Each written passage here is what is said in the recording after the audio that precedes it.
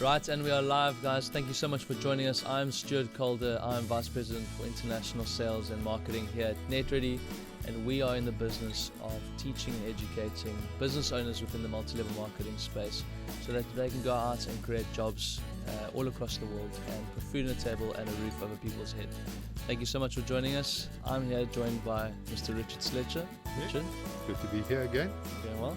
Yeah, no problem. Good. I feel like I got this nice crisp voice when I'm speaking to this microphone. Well, that's the whole idea. Is we get this nice near field experience. Yeah, the Joe Rogan experience. Yeah.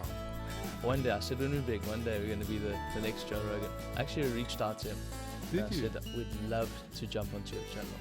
We can have a whole episode on multi-level marketing, and I said I would love for Richard to come and sit with me. Oh, you go and see with. I don't think I'm up to the challenge, to be honest with you. But it would be cool. That would be pretty epic. It would be very cool.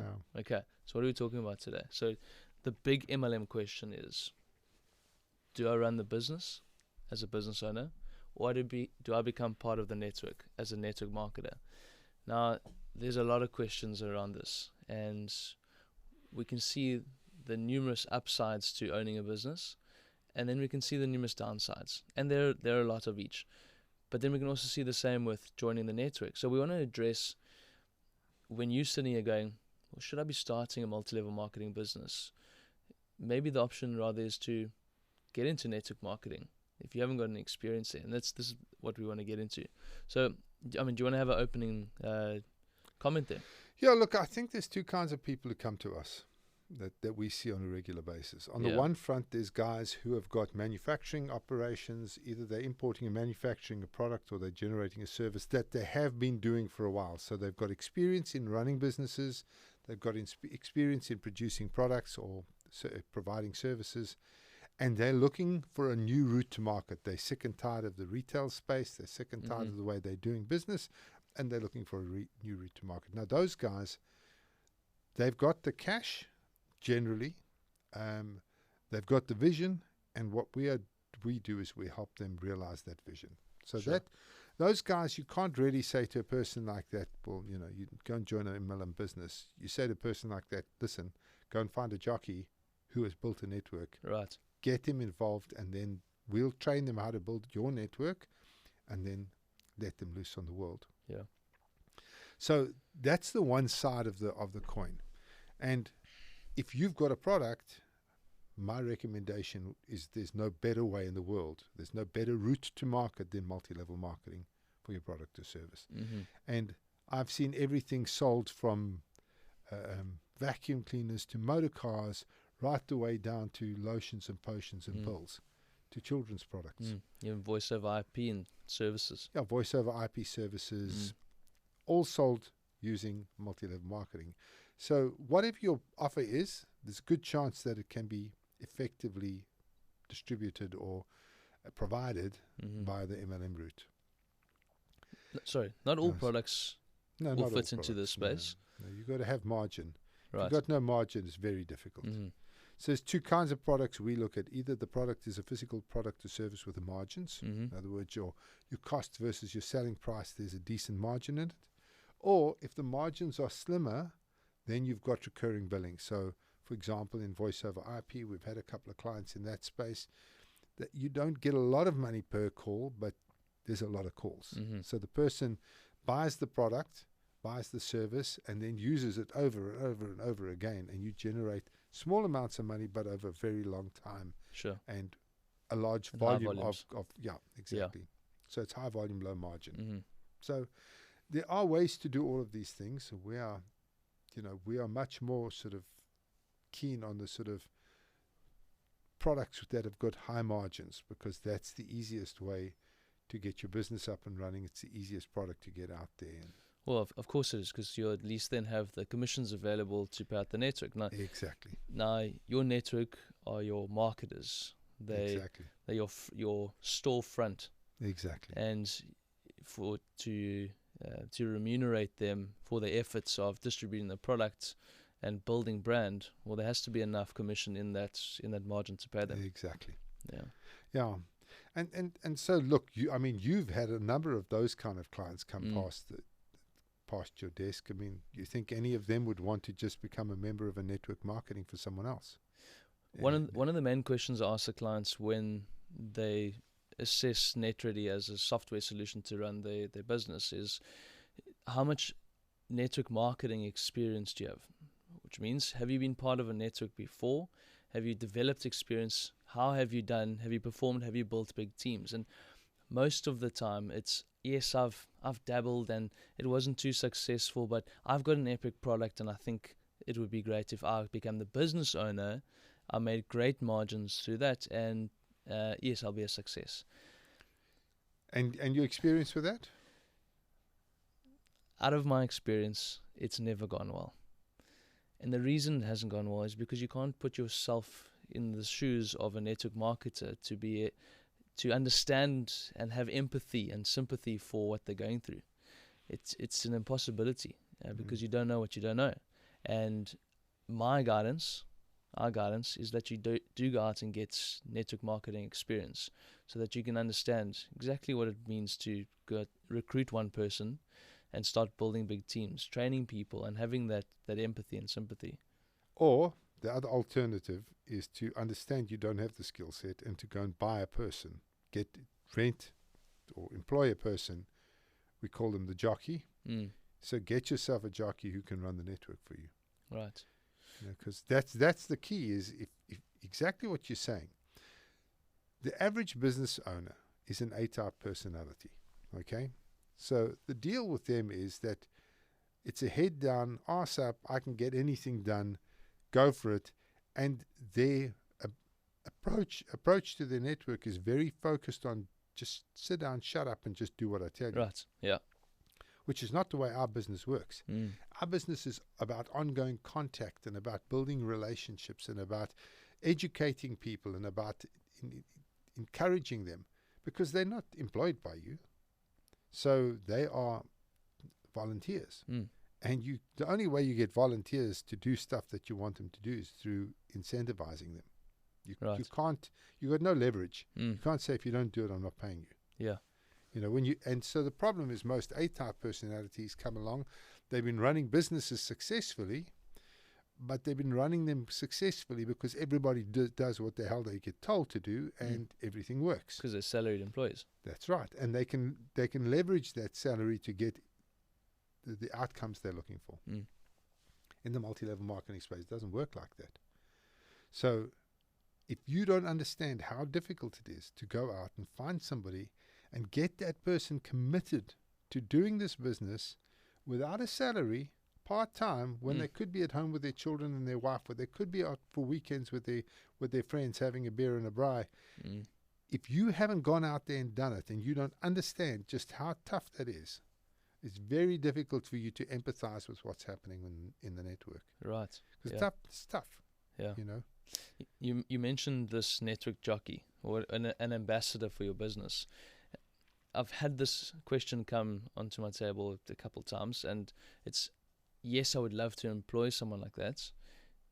How do I remunerate them? How do I pay them for their skills? So I'm taking a bit of a detour, but it's an important question that I keep off into the bush detour. Yes. Yeah. But I mean, are these guys part of, or these ladies part of the network? Are they earning network commissions? How do you typically do these network jockeys earn? So generally what happens with a network jockey, you would pay them a salary. So the salary would vary depending on the kind of person you're getting.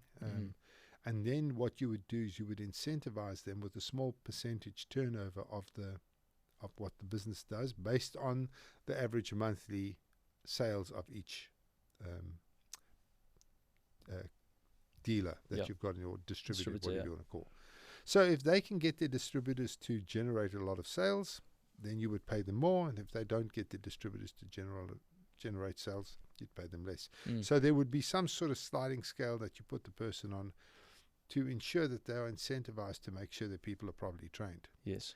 The challenge that you do have, of course, is that for a lot of these guys, they just salespeople. So they go out and they find somebody who's a salesperson, and they think, there we go, I've got a salesperson, and that salesperson will recruit a bunch of people, and that bunch of people is going to make a lot of money for me. But our business is not about selling. It's exactly the opposite. As a matter of fact, good salespeople tend to make terrible networkers. Because what is our business about? It's about building relationships. And salespeople tend to go in, make the close, get out. They want to do the transaction. That's how a salesperson works. And there's room for those kind of people. In multi-level marketing, what you want to do is I want to establish a relationship with you. Because I cannot get you to succeed. I cannot get you to work without having a close relationship with you. Because we're in this together now. I need to measure what you're doing. I need to motivate you. I need to incentivize you. If you hit certain targets, I need to take you out to dinner and pat you on the back and tell you how amazing you are. Yeah. All of that kind of stuff doesn't come naturally to a salesperson. So if I'm, and I mean, again, we're going through the weeds here, but if I'm looking for a jockey, I'm looking for a teacher. I'm looking for a nurturer. I'm looking for somebody who is compassionate, who can empathize with the people, who's not afraid, because obviously fear is in this business, you can't be afraid. You've got to be able to go out there and actually connect with people. Sure. And so that's the kind of person I would be looking for, and I think that's where your main strengths would lie, is if you could find a person like that. Not go for a salesperson. Salesperson, exactly the opposite of what you want. I mean, that's brilliant advice, and I think where I wanted this to go is that you're employing someone for a position that they can drive your business within. If you're one person as a business owner trying to run this business, there are so many different departments and functions that you have to become an expert within and allocate your time and attention to. And unfortunately, each one of those requires 8 hours of attention every single day. But there's 12 different functions in your business. Exactly. It's impossible. It's very, very difficult. Not impossible. I mean, I've done it, but it's difficult. And you have to be skilled at all of the various different mechanisms that are needing your attention. You know, everything from fulfillment to the financials to the stock management and forward planning and how to calculate the commissions, and then how to interact with your people and make sure your people feel loved and that you feel you gain their loyalty, etc. So all of those things are skills that you have to have. Very difficult if you're one-man band. Very, very tough. Sure. So that's kind of where this whole podcast came to, is that we wanted to talk about the fact that if you're a one-man band and you're just wanting to do this thing yourself, you are much better off saying, look, let me shelve the idea of starting my own MLM company until I've built up some capital. Yeah. And I can build up capital by building a team for somebody else. So, I mean, Gail Reynolds is a prime example. Yeah. In 1 year, she generated £6 million as an agent for Avon. So she's an agent for Avon. She goes out, she builds a team. The team generates £1 million. Not one, £6 million. Sorry, my bad. Now, that's good money. You can probably eke out an existence. Yes. You have to cut yourself down to one Porsche. You can't have two. It's going to be tough. And you and the wife will have to share a helicopter. It's not sounding good. Anyway, bottom line is that you can make serious money just as a networker. And if you don't have the capital out of the blocks, then you are much better off just going and joining a network, because one of two things is going to happen. You're either going to find out that you've got no skill in terms of building a network, in which case, thank the Lord you didn't start your own network marketing business. Number two, you're going to find out that you can learn the skills and you can actually get this thing up and running and build a team. Now you know that you've got the skills. You've generated a bunch of cash. If you at this point want to start your own MLM business, you know that you've got what it takes to build a network. You can then go out, get somebody to invest in the business, get somebody to invest in the product, and you can build a network with them. Right. If you find out you don't have the skills, though, you would have found that out, but you would have been at the back of hundreds of thousands of dollars of investment that is now down the drain. Right. So it's one of the reasons I say to the guys, listen, we had one client just recently which NetReady decided not to take on. And the reason we decided not to take them on is because we honestly don't see them succeeding. And I don't want to be taking their money. What for? Of course. You know, we don't need their money. It's not like we have to make every penny we need. We don't need their money, and we definitely don't want to just take their money on the off chance that they succeed. If we don't think that they're going to succeed, we don't take it. Of course, yeah. But your advice to them was? My advice, based on the products that they were trying to distribute, was there were no margins. They didn't have the infrastructure available, all the experience to run a business. And we've seen this, we've watched this movie before on the specific product. It's very difficult unless you have these deep pockets, which they didn't. They wanting to bootstrap the business. It's just not going to work.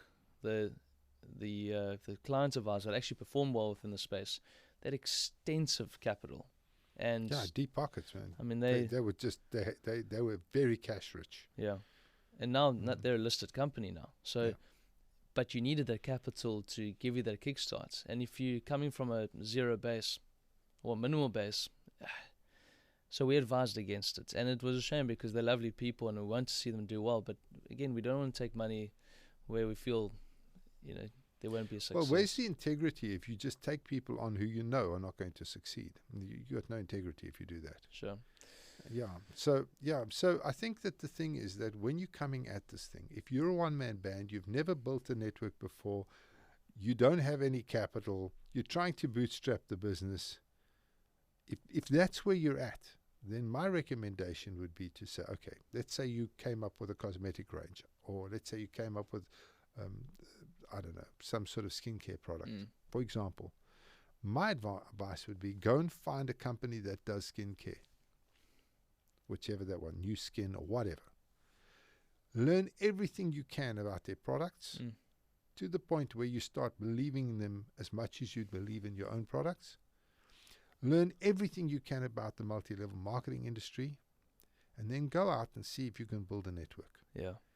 If you cannot build a network for a company like a New Skin or Forever Living or for one of those kind of companies, if you cannot build a network for those kind of companies where you've got everything behind you, you've got the documentation, you've got the training, they handle the products for you, they handle the offices for you, they handle the distribution and the fulfillment for you, they handle the cash for you, they're handling everything. All systems. If all the systems are done, if you can't build a network, then the chances of you building a network while trying to run a business like that are zero. Well, maybe not 0.00001%. I mean, it's possible to do it. I've done it. Yeah. But yesterday, in retrospect. Well, sorry. At what risk are you running at that point? So you've joined a network, you've leveraged this company's infrastructure and systems, and you've gone out there and went, I actually need to generate the experience of building these teams, and I wasn't able to do so. You risked nothing. What have you risked? You've sacrificed some time, but from a monetary point of view, very little. Peanuts, exactly. Yeah. So kind of from my perspective, it would make more sense for you to focus your energies on seeing if you can build a network before you go and put all of your cash into your own network marketing business. Sure. What makes it so attractive to own a business? Look, if you get it right, it's a license to print money. Because every single person who joins the network globally is in your team. So if you get it right, you've got this massive team. You can control the margins. The margins are awesome. You control the product range. You control the end pricing. You control everything. And so if you get it right, it is a license to print money. I mean, the guys who run big MLM businesses, I mean, one of our clients, I said to him, how it's going. He said, well, he's got a problem. I said, well, what's the problem? Well, he says, well, for the first time in my life, I've got rich man problems. There we go. And the reason for that is that he's making millions, you know. And so if you get it right, it's really a license to print money. It's one of the most effective ways to move product. And when he came to us, he already had a product range. That product range was already in the market. He already had momentum selling his product through traditional mechanisms. He knew how to run the business. He knew how to manufacture. He knew all of that side. He already knew. And on top of it, he's a people person down to his toenails. So Yeah. everybody loves him. So he's managed to build a massive network. Yeah. And I guess all the decisions then lie with you. The decision to go with what comp plan you want, what products you want to bring in at the beginning stages, what you want to introduce over time, where you want to take your people on their incentives, how you want to recognize people for how well they've performed. So you control the decisions. Yeah. But what I've experienced through a lot of my clients is that if they're not 100% confident in all those aspects and their posture is incorrect, that all of this becomes very questionable from when building a network. So there are a lot of challenges that do arise when you're the business owner. Whoa. Please don't set me off. Please. I was high. Now I brought myself down. I don't want to recap of last week. No. Because let's not go there. Uncontrollable laughter on a live event is the worst thing. I must say. First-hand experience. Please. Yeah. So if your posture is incorrect, no, Richard, please. Look, that's the thing is, and going back to what you're saying, if you're coming into this thing and you're hoping for the best, but you're not completely and utterly convinced of everything you're doing, then again we get back to the point that the tail wags the dog. Right. Whereas if you went out and you joined a company and you built a network, one thing you can tick off in your box, if your dream is to run your own MLM company, one thing you can tick off is I know how to build a network.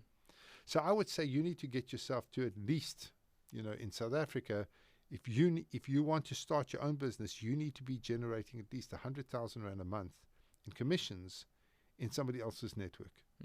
Now that gives you two things. First of all, you're building up capital. So you put 100,000 Rand a month into your back pocket, you're building up capital. And so that's money you can use to start your own business. The second thing is if you do that, you absolutely 100% know you can start one of these businesses. Right. Because in actual fact, finding somebody who can build a network is much more difficult than finding somebody who can manage a business. Business managers are a dime a dozen. You throw a stone out the window, you hit the business manager. Whereas network marketers, guys who can do it, there's two kinds. There's the kinds who can do it and who are doing it. Right. And therefore you couldn't afford to buy them because they're earning hundreds of thousands of dollars a month. And then there's the guys who wish they could do it, can't do it, and then they come and get a job with you, learning how to do it, but they don't know how to do it. Because if they knew how to do it, they'd be doing it, not working for you. Right. So it is a very difficult, in terms of that, it's difficult. If you don't know how to do it yourself, very, very difficult. You've got to find the person, you've got to make sure they're properly trained up, make sure that they know what they're doing, and then that they go out and do it. And as I said, it's not a sales job, it's an empathy job. And so that person is, requires quite a bit of finding, if I can say. You mentioned the capital. So capital is always the big conversation when you're trying to go into owning and running these businesses. It's too general for you to give an exact number, but where do you need to focus the capital in the business? Is it in staff? Is it in product and manufacturing? Well, there's a couple of places. First of all, you've got to have some level of staffing. So you need support, you need warehousing, so your fulfillment side needs to be nailed down. You need software, so your IT side of things needs to be nailed down, and then your whole product supply chain needs to be put in place. So those are all fairly capital intensive. Financial, that's another big one. You need to have somebody in the finances. Now you can fill one of those roles, but you can't fill all of them. Okay, so now you kick the business off, and now comes the big problem, because the amount of money you need to put into capital to grow the business becomes huge. So if your business goes vertical, if the business blushes and it takes off, then the problem you've got is that you literally could be doubling sales weekly. So you sell $100,000 this week, $200,000 next week, $400,000 the week after, $800,000 the week after. So you over $1 million in sales in 1 month. Now you need to extrapolate how much product you need, and if that's the kind of growth you're getting, you maybe need $3 million worth of stock. And you look in your bank account and you don't have $3 million. So either you have to have extremely short lead times on the product you're getting, or you have to have an investor. And the challenge is that you haven't got time to find an investor because this business is going vertical. Yeah. And this happened to one of our clients. He hit 57 million in his, his 8 months. 8th month, yeah. And he just didn't have the capital to sustain that growth. He couldn't pay for the amount of stock he needed to do the 57 million in sales that he'd actually got. And so the business tanked. Mm. So, so the capital requirements are huge, and you need to be strong. Either you need to have a strong investor, or you need to be physically strong. Right. And if you're not those two, you need to have real chops when it comes to bootstrapping businesses. You need to know how to negotiate fast lead times and how to manage that whole process, because you're running then a just-in-time operation, and you need to make sure that the stock is coming in as quickly as you're selling it. And that's just a skill thing. I mean, that's not something that you either have that skill or you don't. You don't want to learn that on the job, because it's too late. It could cost your whole business. Well, if you stuff it up 1 month, you're gone. Yeah. So I guess it's that whole failure by success term. It blows my mind when you think about it, but in this space, it can happen very easily. And the other big thing about failure through success, I see what you mean. And the other big concept about, or the thing you need to be watching out for as a business owner, is that when you're scaling and you're hitting this exponential growth period in the business, you're not taking any money out of the business. You have to be cash flow positive. You have to be cash rich, You have to be cash rich, because all that money then that's come in the month prior needs to go into manufacturing product for the following month. Or the week prior. Or the week. Or the day. And that's the problem, because you've got commissions to pay, you've got the staff to pay, and then you've got to find enough cash to build the stock levels up. And that's why I say, if you're bootstrapping, you have to be able to maneuver extremely quickly. So your suppliers, if you're supplying, understand you've got the raws to get in, and you need to have tight lead times on the raws. If you've got a 6-week lead time, then you have to have big capital, because 6 weeks lead time, the product gets in there, then you've got to clear customs, and you could have a problem with customs, and then the stuff is sitting for another 2 weeks in the ports, and then you only get it, and now you're in trouble, because you just don't have the stock. You run out of stock. So that's the kind of, when you're starting an MLM business, that's what makes it really difficult, is that you have to have those big stock levels. What we've done with the Dream Team project, which I think is really exciting, is that all the Dream Team brand partners have got access to our venture capital guys. And the VC guys are excited about doing it, because they know we control everything. So they're quite happy to fund the growth, because they know that NetReady is controlling the entire operation. We're controlling the stock and the money and everything. So they're prepared to fund the supplier to get the amount of stock that is needed to sustain the growth. Because we saw how important this point is, because this could crash your business completely if you just don't have the capital available. So these VCs are sitting in the waiting room just for the time where you hit this critical growth, and they have to provide that bridging finance to you. Exactly, and they're happy to do it through us, because they know we're controlling it. Yes. If you're a startup, a green startup, and you're 3 or 4 months in, and suddenly you're doing massive volumes, the VCs are not keen to get involved in that, because they don't want to be involved in fly-by-night things. Yeah. They want to know that they're part of a solid operation. So again, it goes back to the fact that if you don't have the capital or the experience behind you, that the best thing to do is just join somebody else's network and go and make it happen.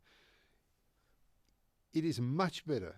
I mean, we did a whole podcast on this. MLM is a real business. Yeah. Because you're leveraging systems, you're leveraging people.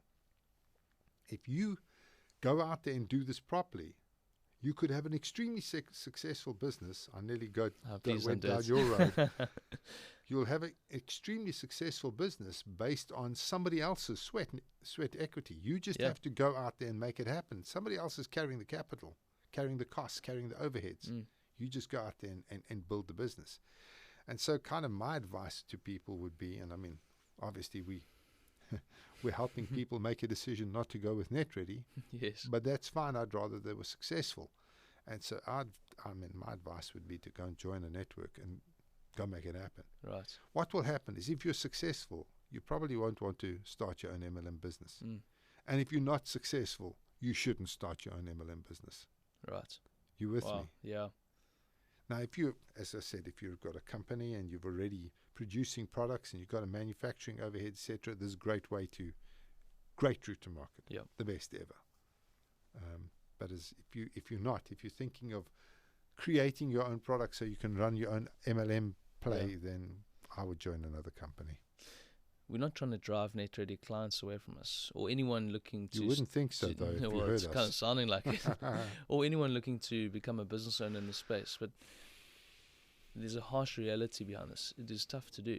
And if you're not prepared to put on 12 different caps or have the capital to employ people to wear those caps, we would recommend that you join a network marketing company where you do leverage systems and people and generate a big income for yourself. If you become successful in this space, and there's a lot of people just like Gail that are doing so, I mean, it's a great income. And it's freedom. Because remember, as a network marketer, you have none of the responsibilities that you have as a business owner. All the risks. None of the risks, none of the responsibilities. So a network marketer who gets their act together and gets themselves out of out of the quagmire and starts running a proper team professionally, those guys have got time, they're time rich, and they're money rich, they're cash rich. So once you get to that point, your life is your own. Whereas the guys who start these MLM businesses, they are paddling like crazy upriver, and it's difficult. It's a stress. It's a serious stress. I've seen it with our clients, even the ones that are doing very well. And I mean, these guys they're composed, which is not what I was last week. Yeah, no, you weren't. But they are stressed. They're doing great volumes and business is going well, but it's tough. I can see it's tough. Exactly. But we love having them here. And it's... Yeah. So, look, we've got clients who've literally started from nothing and who've succeeded. So I'm not saying it's not possible. Yes. It's just very, very difficult. Yeah. You know. Okay. Which I think I know we've got a shorter one this week. We're coming up in about 35 minutes. What? Yeah. Jeez. I know. But I think what we've done here is just understood the differences between running a business and jumping into becoming a network marketer and the benefits of each. I think it's important when you go out and you want to start your own multi-level marketing business that you understand you need the experience. And if you've got the experience, you need the capital. If you've got the capital, then you need to put the right people in place in order to run the different departments of the business. Because as you said many times before, running a multi-level marketing business is like running a traditional company on the one hand, and then running a church on the other hand. Exactly. And to run a church of volunteers, army of volunteers, requires serious skill, serious care, nurturing, and education. And if you don't have any experience in doing any of those things, how can you expect to be a successful business owner within the space? Exactly. Okay. Exactly. Yeah. So I think that's a nice summation there, and I think that's where we should leave it, because you got those two choices. Sure. And I would recommend that you are careful about whatever choice you make on that front. Yeah. All that being said, if you're looking to start a multi-level marketing business, NetReady is here. We're not trying to drive people away. Yeah. Richard, thank you so much for your time. No, thanks. Really appreciate it. Everyone out there, thank you so much for joining us. Really appreciate you dedicating your time to us here at NetReady. Please follow us across all of our channels on LinkedIn, Spotify. We've got our YouTube channel. We've got our new channel called Rumble, which is a similar channel to that of YouTube. Please subscribe to our channel and hit the bell so you can get notifications when we upload new content. We look forward to seeing you next week. Thanks for the time. Cheers.